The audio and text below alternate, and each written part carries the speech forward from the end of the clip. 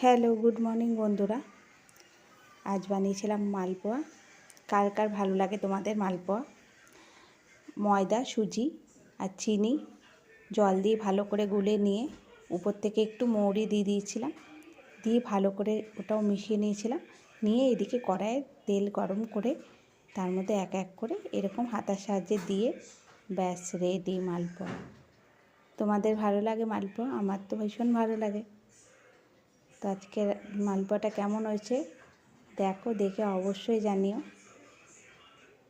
দেখো কি সুন্দর হয়েছে। আমার মা যেন এর মধ্যে একটু গোলমরিচও দিত, আমি দিইনি, মুখে পড়লে ভালো লাগে না গোটা গোলমরিচ।